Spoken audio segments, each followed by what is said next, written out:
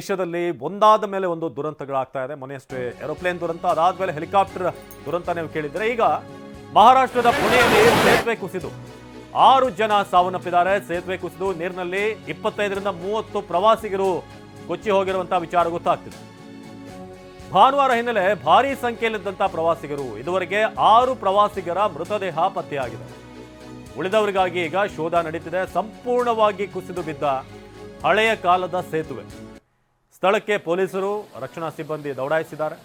ಇದೀಗ ದೃಶ್ಯದಲ್ಲಿ ನೋಡ್ತಾ ಇದ್ರೆ ಮಹಾರಾಷ್ಟ್ರದ ಪುಣೆಯ ದೃಶ್ಯ ಇದು. ಸೇತುವೆ ಕುಸಿದು 6 ಜನ ಈಗ ಅವರ ಬಾಡಿಗಳು ಸಿಕ್ಕಿದೆ. ಇನ್ನು ಉಳಿದಂತೆ 25ರಿಂದ 30 ಪ್ರವಾಸಿಗರು ಕೊಚ್ಚಿ ಹೋಗಿರುವ ಮಾಹಿತಿ ಲಭ್ಯವಾಗ್ತಾ ಇದೆ.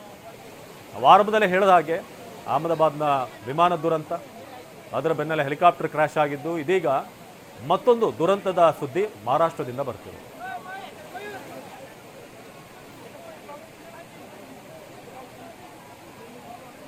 ಇದೀಗ ರಕ್ಷಣೆ ಮಾಡ್ತಿರುವಂತಹ ದೃಶ್ಯಗಳನ್ನ, ಜೊತೆಗೆ ಅಲ್ಲಿ NDRFನ ಟೀಮ್ನವರು ಕೂಡ ಅಲ್ಲಿ ಕೆಳಗಿಳಿದು ಯಾರಾದರೂ ಸಿಲುಕಿರ್ಬೋದಾ ಅಂಥದ್ದೇನಾದರೂ ಚೆಕ್ ಕೂಡ ನಡೀತಾ ಇದೆ. ಜೊತೆಗೆ ಕೆಲವರಿಗೆ ಈ ಲೈಫ್ ಜಾಕೆಟ್ ಅನ್ನು ಕೊಡೋ ಮೂಲಕ ಸಿಲುಕಿರುವವರನ್ನ ಅಲ್ಲಿಂದ ಮೇಲೆ ಎತ್ತುವಂಥ ಪ್ರಯತ್ನಗಳು ಕೂಡ ಆಗ್ತಾ ಇವೆ. ಭಾರೀ ಪ್ರಮಾಣದಲ್ಲಿ ನೀರು ಬಂದಿದ್ದರಿಂದ ಸೇತುವೆ ಕುಸಿದಿದೆ ಅಂತ ಸದ್ಯಕ್ಕೆ ಮಾಹಿತಿ ಇದೆ. 6 ಪ್ರವಾಸಿಗರ ಮೃತದೇಹ ಪತ್ತೆಯಾಗಿದೆ. ಉಳಿದವರಿಗಾಗಿ ಈಗ ಶೋಧ ಕಾರ್ಯ ನಡೀತಾ ಇದೆ. ಇಂದ್ರಾಯಣಿ ಸೇತುವೆ ಅಂತ ಸದ್ಯಕ್ಕೆ ಮಾಹಿತಿ ಸಿಗ್ತಾ ಇರೋದಿದು. ಭಾನುವಾರ ಆಗಿರುವಂಥ ಹಿನ್ನೆಲೆ ಭಾರಿ ಸಂಖ್ಯೆಯಲ್ಲಿ ಪ್ರವಾಸಿಗರು ಬರ್ತಾ ಇದ್ರು. ಮಳೆ ಕೂಡ ಪಶ್ಚಿಮ ಘಟ್ಟಗಳಲ್ಲಿ ಜೋರಾಗಿ ಮಳೆ ಬರ್ತಾ ಇರೋದ್ರಿಂದ ಹೆಚ್ಚಿನ ನೀರು ಹರಿದು ಬರ್ತಾ ಇದೆ ನದಿಯಲ್ಲಿ. ಸಂಪೂರ್ಣವಾಗಿ ಸೇತುವೆ ಇದಕ್ಕಿದ್ದ ಹಾಗೆ ಕುಸಿದು ಬಿದ್ದಿದೆ. ಸ್ಥಳಕ್ಕೆ ಪೊಲೀಸರು, ರಕ್ಷಣಾ ತಂಡಗಳು ಬಂದಿದೆ. NDRFನ ಟೀಮ್ ರಕ್ಷಣಾ ಕಾರ್ಯಾಚರಣೆ ಮಾಡ್ತಿರೋದು. ಈ ಬ್ರಿಡ್ಜ್ ಅನ್ನ ಈಗ ನೀವು ನೋಡ್ತಾ ಇದ್ದೀರಿ ನೋಡಿ, ಅಲ್ಲಿಂದ ಕಟ್ಟಾಗಿ ಕುಸಿದು ಬಿದ್ದಿರೋದು. ಇನ್ನು ಭಾರಿ ಪ್ರಮಾಣದಲ್ಲಿ ನೀರು ಬಂದಿದ್ದರಿಂದ ಕುಸಿದ ಸೇತುವೆ, ಸಾವಿನ ಸಂಖ್ಯೆ ಮತ್ತಷ್ಟು ಏರಿಕೆ ಆಗುವ ಸಾಧ್ಯತೆ ಇದೆ. ಸ್ಥಳದಲ್ಲಿ NDRFನ ಟೀಮ್ ಈಗ ರಕ್ಷಣಾ ಕಾರ್ಯಾಚರಣೆ ಮಾಡ್ತಾ ಇರೋದು. ಘಟನಾ ಸ್ಥಳಕ್ಕೆ ಆಗಮಿಸಿದಂತ 15 ಆಂಬ್ಯುಲೆನ್ಸ್ಗಳು ಒಂದಾದ ಮೇಲೆ ಒಂದರಂತೆ ನಾವೀಗ ಈ ಜೂನ್ ತಿಂಗಳಲ್ಲಿ ಅನಾಹುತಗಳು, ದೊಡ್ಡ ದುರಂತಗಳನ್ನು ನೋಡ್ತಾ ಇದ್ದೀವಿ. ಇದೀಗ ಮಹಾರಾಷ್ಟ್ರದಲ್ಲಿ ಸಾವಿನ ಸಂಖ್ಯೆ ಮತ್ತಷ್ಟು ಏರಿಕೆ ಆಗುವ ಸಾಧ್ಯತೆ ಇದೆ. ನೋಡಿ, ಸೇತುವೆ, ಹಳೆ ಕಾಲದ ಸೇತುವೆ, ಬಹಳಷ್ಟು ಓಡಾಟ ಇತ್ತು. ಇವತ್ತು ನೋಡಿ ಕಂಪ್ಲೀಟ್ ಅಲ್ಲಿ ಕೊಲ್ಯಾಪ್ಸ್ ಆಗಿದೆ.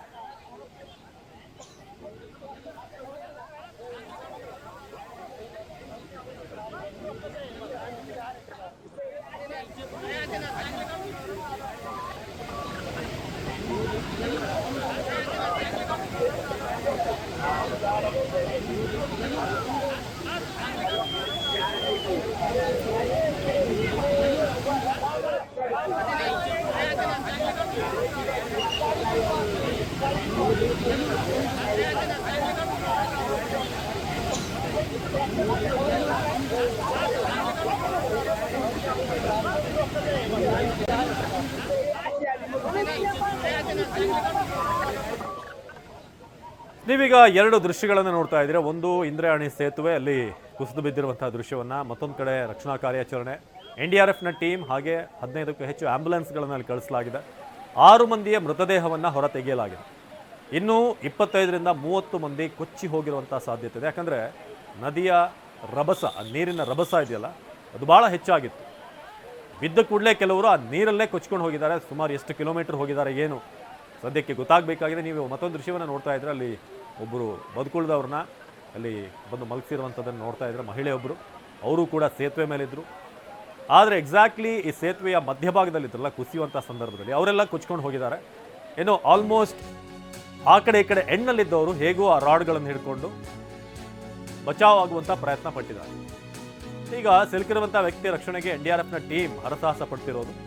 ಕೆಲವರು ಸೇತುವೆ ಬೀಳುವಾಗ ಆ ಕಂಬಿಗಳನ್ನು ಹಿಡ್ಕೊಂಡಂತಹ ಕಾರಣ ಕೆಲವರು ಬಚಾವ್ ಆಗಿದ್ದಾರೆ. ಸೇತುವೆ ಮೇಲೆ ತೆರಳದಂತೆ ನಿರ್ಬಂಧ ಇದ್ರೂ ಕೂಡ ಹೋಗಿದ್ರು ಅನ್ನೋ ಮಾಹಿತಿ ಲಭ್ಯವಾಗ್ತಾ ಇದೆ. ಹಳೆಯ ಕಾಲದ ಸೇತುವೆ ಇದು, ಶಿಥಿಲಗೊಂಡಿತ್ತು. ಕುಸಿದು ಬಿದ್ದ ಸೇತುವೆ ರಾಡ್ ಕೆಳಗೆ ಕೆಲವರು ಸಿಲುಕಿದ್ದಾರೆ.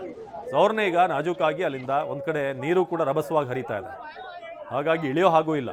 ಏನಾದರೂ ನೀರು ಬೇಸಿಗೆ ಸಂದರ್ಭದಲ್ಲಿ ಆದರೆ ಏನೋ ಹೆಚ್ಚಿನ ಸಮಸ್ಯೆ ಆಗ್ತಾ ಇಲ್ಲ. ಆದರೆ ನೀರಿನ ಮಟ್ಟ, ನೀರಿನ ರಭಸ ಹೆಚ್ಚಾಗಿರುವಂಥ ಕಾರಣ ನಿಮಗೆ ನೋಡ್ತಾ ಇದ್ರೆ ಒಬ್ಬರಲ್ಲಿ ಕರ್ಕೊಂಡು ಹೋಗ್ತಿರುವಂಥ ದೃಶ್ಯವನ್ನು. 6 ಪ್ರವಾಸಿಗರ ಮೃತದೇಹ ಇದುವರೆಗೆ ಪತ್ತೆಯಾಗಿದೆ. ಉಳಿದವರಿಗೋಸ್ಕರ ಈಗ ಶೋಧ ಕಾರ್ಯ ನಡೀತಾ ಇದೆ.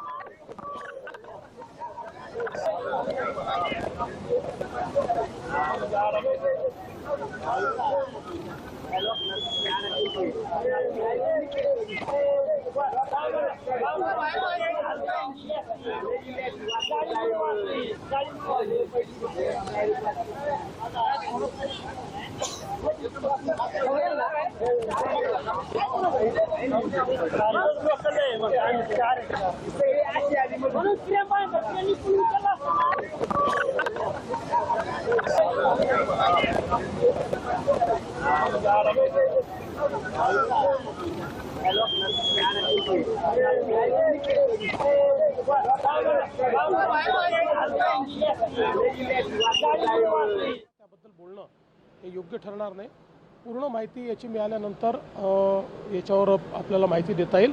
आत्ता प्रशासन तातडीनं सगळी मोबिलायझेशन करून आणि लोकांना कसा दिलासा देता येईल अशा प्रकारचा प्रयत्न चाललेला आहे.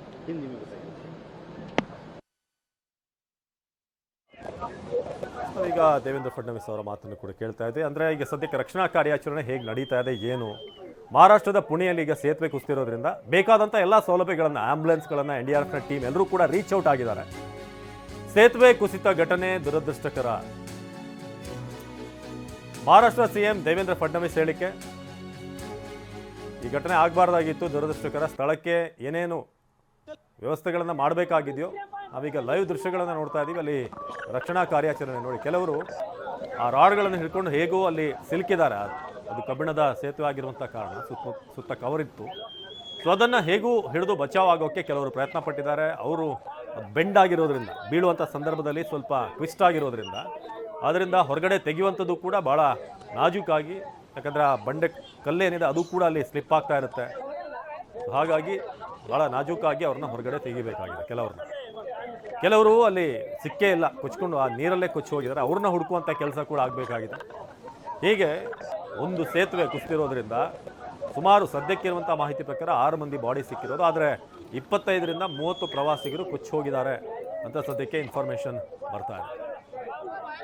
ಅವಾಗಲೇ ಹೇಳ್ತಾ ಇದ್ವಿ, ಅಹಮದಾಬಾದ್ ದುರಂತಕ್ಕೂ ಮುಂಚೆ ಈ ಪಾಲ್ಗಾಮ್ ಅಟ್ಯಾಕ್ ಇರ್ಬೋದು, RCB ಸೆಲೆಬ್ರೇಷನ್ ಸಂದರ್ಭದಲ್ಲಿ ಆದಂಥ ಕಾಲು ತುಳಿತಾ ಇರ್ಬೋದು. ಅದಾದ ನಂತರ ಅಹಮದಾಬಾದ್ನ ಫ್ಲೈಟ್ ಕ್ರ್ಯಾಶ್, ಕೇದಾರ್ನಾಥ್ನಲ್ಲಿ ಹೆಲಿಕಾಪ್ಟರ್ ಏನು ಕ್ರ್ಯಾಶ್ ಆಗಿರೋದು, ಇದೀಗ ಮಹಾರಾಷ್ಟ್ರದ ಪುಣೆಯ ದೃಶ್ಯಗಳನ್ನು ನಾವೀಗ ನೋಡ್ತಾ ಇದ್ದೀವಿ. ಮತ್ತೊಂದು ದುರಂತ. ಇದುವರೆಗೆ ಸಿಕ್ಕಿರುವಂಥ ಸಂಖ್ಯೆಗಳ ಪ್ರಕಾರ 6 ಮಂದಿ ಸಾವನ್ನಪ್ಪಿದ್ದಾರೆ.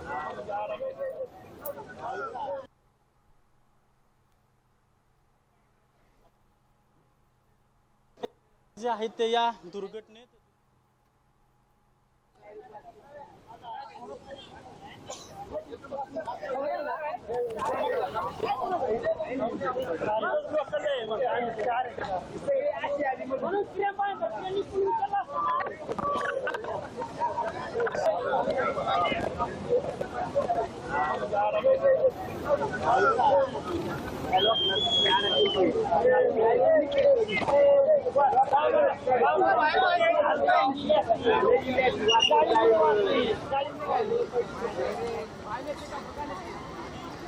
त्याचं दुःख आपण समजू शकतो. त्याचे वडील स्वतः त्याच्याकडून सांगितलं जातंय आणि खूप दुर्दैवी आणि दुःखदायक ही घटना आहे. त्याला अक्षरशः सुचत नाहीये नेमकं काय बोलावं. रडतोय तो आणि पप्पा त्याचे अडकलेत अशा प्रकारचं तो सांगतोय. स्थानिक नागरिक देखील या ठिकाणी जमा झालेले आहेत. तो पूल जो आहे तो ಸದ್ಯೀಗ ನಾವು ನೋಡ್ತಾ ಇದ್ದೀವಿ, ಕುಂದಮಾಲ ಪ್ರದೇಶದಲ್ಲಿ ಬರುವಂಥ ಒಂದು ಸೇತುವೆ ಇದು, ಇಂದ್ರಾಯಣಿ ಸೇತುವೆ. ಸೊ ಇದರಲ್ಲಿ ಭಾಳ ಹಳೇದಾದಂಥ ಸೇತುವೆ, ಕಬ್ಬಿಣದ ಸೇತುವೆ. ವಾರ್ನಿಂಗ್ ಕೂಡ ಇತ್ತು, ತುಂಬ ಜನ ಓಡಾಡೋಕ್ಕೆ ಇದರಲ್ಲಿ ಅವಕಾಶ ಇಲ್ಲ, ಹೆವಿ ವೆಹಿಕಲ್ಸ್ ಯಾವುದು ಕೂಡ ಹೋಗೋಕ್ಕೆ ಸಾಧ್ಯ ಇಲ್ಲ ಅಂತ. ಸೊ ಸದ್ಯಕ್ಕೆ ನಾವು ನೋಡ್ತಾ ಇದ್ದೀವಿ, ಕ್ರೇನನ್ನು ಕೂಡ ಅಲ್ಲಿ ತರಲಾಗಿದೆ. ಸೊ ಕ್ರೇನ್ ಮೂಲಕ ಈಗ ಅಲ್ಲಿ ಲಿಫ್ಟ್ ಮಾಡುವಂಥದ್ದು. ಕೆಲವರು ಆ ರಾಡ್ನ ಒಳಗೆ ಸಿಲುಕಿರುವಂಥ ಶಂಕೆ ಇದೆ. ನೀರು ಕೂಡ ರಭಸವಾಗಿ ಹರಿತಾ ಇರೋದ್ರಿಂದ ಹಿಡಿಯೋಕ್ಕೂ ಕೂಡ ಸಾಧ್ಯ ಇಲ್ಲ. ಹಾಗಾಗಿ ಕ್ರೇನ್ ಮೂಲಕ ಈಗ ಲಿಫ್ಟ್ ಮಾಡುವಂಥ ಒಂದು ಕೆಲಸ ಮಾಡ್ಬೋದು ಈಗ. ಸೊ ಪೊಲೀಸ್ ಸಿಬ್ಬಂದಿ ಇವರೆಲ್ಲರೂ ಕೂಡ, ಜೊತೆಗೆ NDRFನ ಟೀಮ್ ಮುಖ್ಯವಾಗಿ ಅಲ್ಲಿ ರಕ್ಷಣಾ ಕಾರ್ಯಾಚರಣೆಯಲ್ಲಿ ತೊಡಗಿರೋದು. ಇನ್ನು ಆ್ಯಂಬುಲೆನ್ಸ್ಗಳನ್ನು ಕೂಡ ಇಲ್ಲಿಗೆ ಕಳಿಸಲಾಗಿದೆ. ಸೊ ಇಂದ್ರಾಯಣಿ ಬ್ರಿಡ್ಜ್ ಏನಿದೆ, ಇದರಲ್ಲಿ ಆಗಿರುವಂಥ ದುರಂತ ಪುಣೆಯ ಕುಂದಮಾಲ ಗ್ರಾಮ ಈ ಭಾಗದಲ್ಲಿ ಬರುವಂಥದ್ದು ಇದು. ಇನ್ನು ಈ ಪಿಂಪ್ರಿ ಚಿಂಚವಾಡ್ ಪೊಲೀಸರ ವ್ಯಾಪ್ತಿಗೆ ಬರುತ್ತಿದೆ. ಅವರು ಕೂಡ ಅಲ್ಲಿ ಆಗಮಿಸಿದ್ದಾರೆ. ಸದ್ಯಕ್ಕೆ ಕೆಲವ್ರನ್ನ ರೆಸ್ಕ್ಯೂ ಕೂಡ ಮಾಡುವಂಥದ್ದು ಆಗ್ತಾಯಿದೆ. ಬೀಳುವಂಥ ಸಂದರ್ಭದಲ್ಲಿ ಯಾರು ಆ ರಾಡ್ಗಳನ್ನು ಹಿಡ್ಕೊಂಡಿದ್ರು, ಇದು ಬಚಾವ್ ಆಗಬೇಕು ಅಂತ ಪ್ರಯತ್ನ ಪಟ್ಟಿದ್ದಾರೆ. ಸೊ ಅವ್ರನ್ನ ಈಗ ಬಚಾವ್ ಮಾಡಿ ಸದ್ಯಕ್ಕೆ ತೀರಕ್ಕೆ, ಈ ಕಡೆ ದಡಕ್ಕೆ ಕರ್ಕೊಂಡು ಬಂದಿದ್ದಾರೆ. ಸೊ ರೋಪ್ಗಳನ್ನು ಬಳಸೋ ಮೂಲಕ ಈಗ ಲಿಫ್ಟ್ ಮಾಡುವಂಥ ಕೆಲಸ ಆಗ್ತಿದೆ. ನೀವು ಅಲ್ಲಿ ನೋಡ್ಬೋದು ಕೆಲವರು ಸಿಲ್ಕಿರುವಂಥವ್ರನ್ನ ಅಲ್ಲಿಂದ ಕ್ಲಿಯರ್ ಯಾರ್ಯಾರು ಟ್ರ್ಯಾಪ್ ಆಗಿದ್ದಾರೆ ಒಳಗೆ, ಸೊ ಅವ್ರನ್ನೂ ಕೂಡ ಈಗ ಕ್ಲಿಯರ್ ಮಾಡುವಂಥ ಕೆಲಸ ಆಗ್ತಾ ಇದೆ. ಸೊ ಅದರಿಂದ ಮೇಲೆತ್ತುವಂಥ ಕೆಲಸ. ಇನ್ನೊಂದು ಕಡೆ ನೀವು ನದಿಯ ರಭಸವನ್ನು ಕೂಡ ಗಮನಿಸ್ತಾ ಇದ್ದೀರಾ. ರಕ್ಷಣಾ ಕಾರ್ಯಾಚರಣೆಯಲ್ಲಿ ತೊಡಗಿರೋರು ಕೂಡ ಭಾಳ ಎಚ್ಚರಿಕೆಯಿಂದ ಇರಬೇಕಾಗುತ್ತೆ. ಯಾಕಂದರೆ ಸ್ವಲ್ಪ ಏನಾದ್ರು ಸ್ಲಿಪ್ ಆಗೋದಿಂಥ ಸಮಸ್ಯೆ ಆದರೆ ಆ ನೀರಿನ ರಭಸಕ್ಕೆ ಕೊಚ್ಚಿ ಹೋಗುವಂಥ ಸಾಧ್ಯತೆಗಳಿವೆ. ಇದು ಮಹಾರಾಷ್ಟ್ರದ ಪುಣೆಯ ನೇರ ದೃಶ್ಯಗಳನ್ನು ನಾವೀಗ ನೋಡ್ತಾ ಇದ್ದೀವಿ. ಇವತ್ತು ಆಗಿರುವಂಥ ಅನಾಹುತ